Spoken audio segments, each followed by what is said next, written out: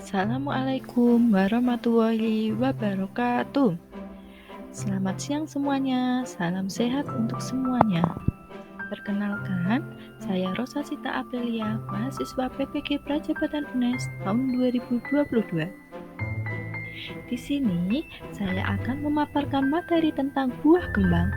Apa sih itu buah kembang? Buah kembang merupakan materi pertumbuhan dan perkembangan tumbuhan. Mari kita simak baik-baik materinya ya.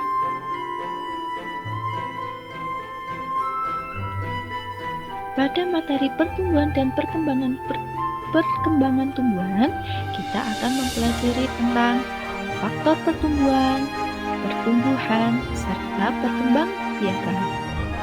Mari kita ulas satu persatu materi di bawah ini. Yang pertama yaitu tentang faktor pertumbuhan tumbuhan. Apa saja sih faktor pertumbuhan tumbuhan? Kita bisa saksikan bersama-sama. Faktor yang mempengaruhi pertumbuhan tanaman itu ada dua, yaitu terdiri dari faktor internal dan faktor eksternal. Faktor internal meliputi yaitu yang pertama, genetik dari induknya yang menentukan sifat, bentuk, tubuh, hingga warna bunga, rasa bunga, dan lain sebagainya. Kemudian, yang mempengaruhi dari faktor internal juga terjadi dari hormon. Hormon merupakan zat yang berperan dalam mengendalikan berbagai fungsi tanaman. Kemudian, apa sih faktor yang mempengaruhi pertumbuhan tumbuhan? Yang kedua yaitu faktor eksternal. Faktor eksternal merupakan faktor yang terdapat di luar tubuh tanaman yang meliputi nutrisi, cahaya, air, suhu, serta kesuburan tanaman.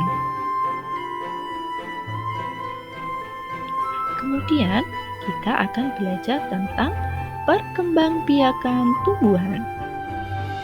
Perkembangbiakan tumbuhan dibagi menjadi dua, yaitu perkembangbiakan secara generatif serta perkembangbiakan secara vegetatif. Perkembangbiakan secara generatif merupakan perkembangbiakan tumbuhan dengan cara penyerbukan. Contoh tumbuhan yang mengalami pertumbuhan secara generatif adalah mangga, jeruk, semangka, dan lain sebagainya. Kemudian, perkembangbiakan secara vegetatif. Apa sih itu perkembangan secara vegetatif? Perkembangbiakan secara vegetatif merupakan perkembangbiakan tumbuhan tanpa melalui penyerbukan. Perkembangbiakan ini pertama dan perkembangbiakan secara alami. Kemudian yang kedua, perkembangbiakan secara buatan dengan bantuan manusia.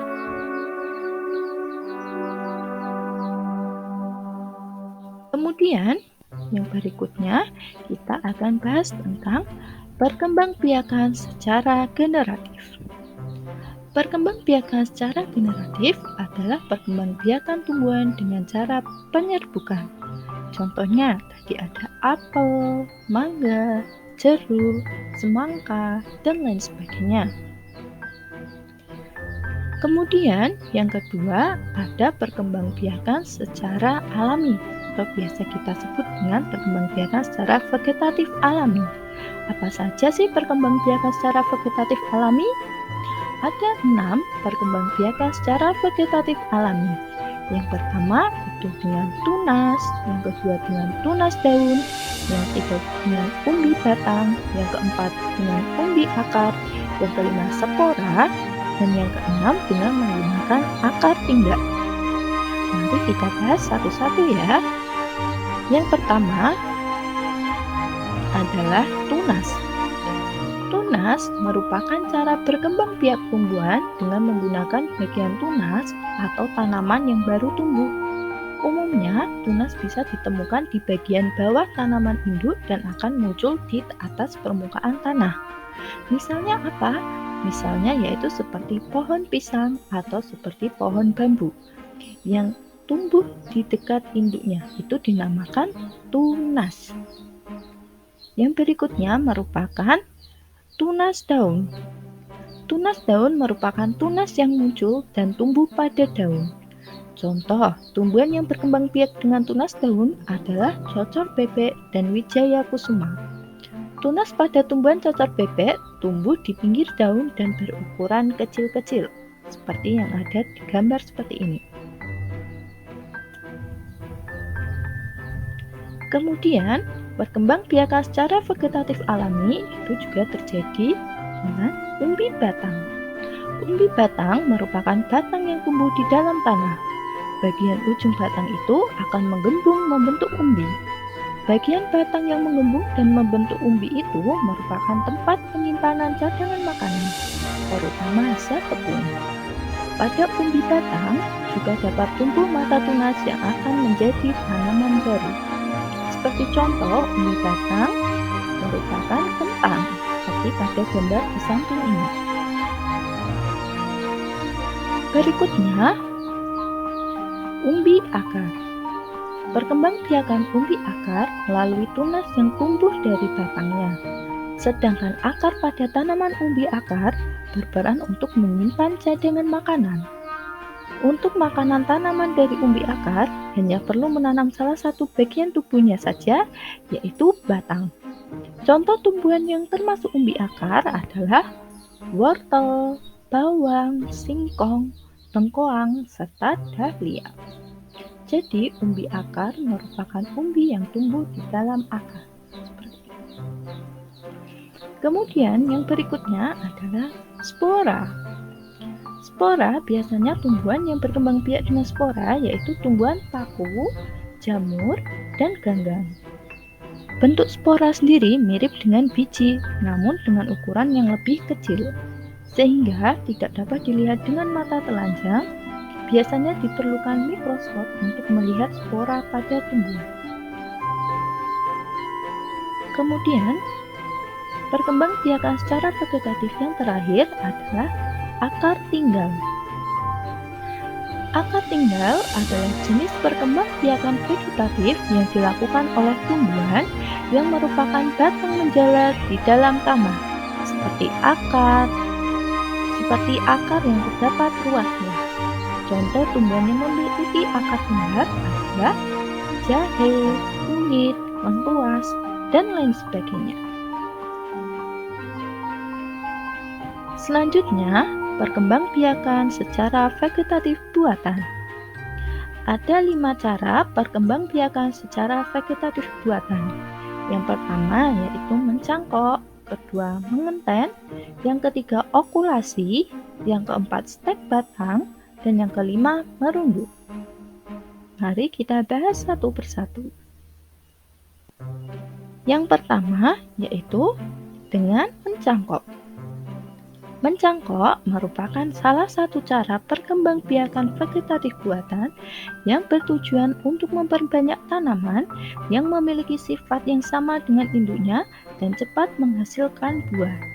Selain itu, pohonnya juga tidak terlalu tinggi. Contoh tumbuhan yang bisa dicangkok adalah pohon mangga, apel, jambu, dan lain sebagainya. Cara mencangkok pun ada beberapa cara. Yang pertama, buat keratan melingkar berjarak 3-5 cm. Kemudian, kupas kulit batang sampai kelihatan kambiumnya. Yang ketiga, bersihkan lapisan kambium dengan cara mengerok. Yang keempat, keringkan cangkokan beberapa hari, selama 2-4 hari. Dan yang kelima, tutup cangkokan dengan tanah gembur yang dibalut sabut kelapa atau plastik. Kita tunggu hingga keluar akarnya.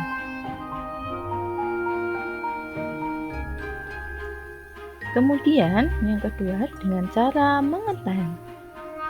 Mengenten adalah perkembangbiakan buatan yang biasanya dilakukan pada tumbuhan sejenis buah-buahan atau ketela pohon. Demi mendapatkan kualitas buah yang baik, mengenten atau menyambung adalah menggabungkan batang bawah dan batang atas dua jenis tanaman yang sejenis. Cara mengenten adalah pilihlah tanaman yang akan disambung. Kemudian, jenis tanaman yang disambung harus sama atau sejenis. Tanaman tersebut harus muda. Hasil persemaian diameter batang antara 1 sampai 2 cm. Yang kedua, potong bagian yang akan disambung, belah dengan pisau sedalam 1 sampai 2 cm sehingga menjadi seperti gambar samping. Yang ketiga, cari ranting tanaman yang akan disambungkan dengan diameter hampir sama dengan batang pokok. Iris pada kedua sisinya dengan pisau sehingga berbentuk mata kapak. Yang keempat, sisipkan ranting yang akan disambung ke batang pokok yang telah dibelah dan kemudian diikat dengan kuat. Yang berikutnya yaitu dengan cara okulasi atau menempel. Okulasi adalah salah satu cara meningkatkan mutu tumbuhan dengan cara menempelkan sebatang kulit pohon yang bermata tunas dari batang atas pada suatu irisan dari kulit pohon lain dari batang bawah sehingga tumbuh bersatu menjadi tanaman yang baru. Cara melakukan okulasi pada tumbuhan seperti berikut ini. Yang pertama, pilih batang tunas yang sehat. Yang kedua, potong kuncup dan sepotong kayu. Yang ketiga, potong dari bawah hingga tengah kuncup. Yang keempat, potong batang akar secara vertikal. Yang kelima, lakukan okulasi. Yang keenam, selipkan potongan tunas pada batang bawah.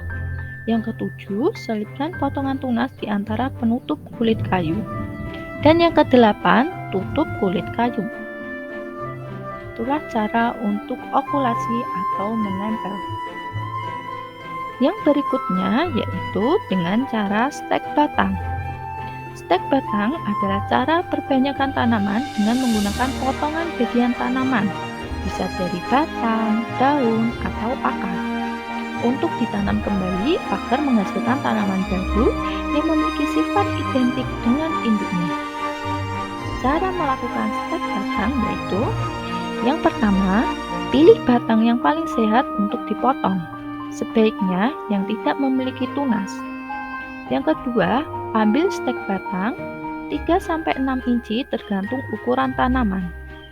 Daun dicabut dari bawah atau biarkan daun menempel di bagian atas. Yang ketiga, tempatkan batang di kompos bibit yang baik di pot atau wadah sampai akar telah berkembang. Kemudian, dengan cara merunduk. Merunduk merupakan salah satu cara perkembangbiakan vegetatif buatan dengan memendam bagian ranting atau cabang tumbuhan ke dalam tanah. Cara ini efektif untuk menghasilkan akar baru yang akan tumbuh. Setelah akar tumbuh, selanjutnya bisa dipisahkan dari tanaman induk untuk menghasilkan individu tumbuhan baru. Cara melakukan merunduk yaitu yang pertama, rundukkan batang tanaman. Yang kedua, benamkan batang di dalam tanah. Yang ketiga, potong batang yang dirundukkan. Jika sudah mengeluarkan banyak akar, tanam hasil rundukan di tempat lain. Itulah tadi cara untuk perkembangbiakan secara vegetatif buatan. Kemudian di sini ada pertanyaan-pertanyaan tentang pertumbuhan dan perkembangbiakan tumbuhan. Kita mulai dari pertanyaan pertama. Pohon pisang berkembang biak dengan cara yang A. Tunas, B. Spora, C. Umbi batang, dan D. Akar tinggal. Ayo anak-anak, kalian bisa menjawab pertanyaan ini.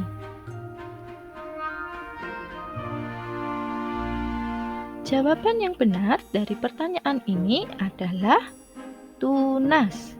Pohon pisang berkembang biak dengan cara tunas. Mengapa bisa tunas? Tunas merupakan cara berkembang biak tumbuhan dengan menggunakan bagian tunas atau tanaman yang baru tumbuh. Umumnya, tunas bisa ditemukan di bagian bawah tanaman induk dan akan muncul di atas permukaan tanah, contohnya pohon pisang dan bambu. Jadi, pohon pisang berkembang biak dengan cara tunas. Pertanyaan yang kedua. Tumbuhan di bawah ini yang sering dikembangbiakan dengan cara dicangkok adalah A. Mangga, B. Tebu, C. Kelapa, D. Jagung. Ayo anak-anak, kalian bisa menjawab pertanyaan ini.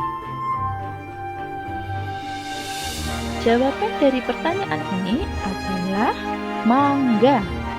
Tumbuhan yang sering dikembangbiakan dengan cara dicangkok adalah mangga. Mengapa mangga? Karena mangga termasuk tanaman dikotil yang memiliki kambium yang berfungsi menyimpan cadangan makanan. Tanaman yang dapat dicangkok hanyalah tanaman dikotil atau biji berkeping dua. Tanaman yang paling sering dicangkok yaitu jeruk, jambu, mangga, rambutan, atau durian. Pertanyaan ketiga yaitu, berikut ini merupakan pertumbuhan secara buatan kecuali A. Stek, B. Cangkok, C. Spora, dan D. Merunduk. Ayo anak-anak, kalian bisa jawab pertanyaan ini. Berikut ini merupakan pertumbuhan secara buatan kecuali. Jawabannya adalah spora. Kenapa spora? Yang termasuk ke dalam perkembangbiakan secara buatan adalah mencangkok, stek, merunduk, ovulasi, dan mengetai. Sedangkan secara alami adalah spora, tunas, tunas daun, akar tinggal, umbi batang, dan umbi bakar. Jadi, yang bukan termasuk perkembangbiakan secara buatan adalah spora.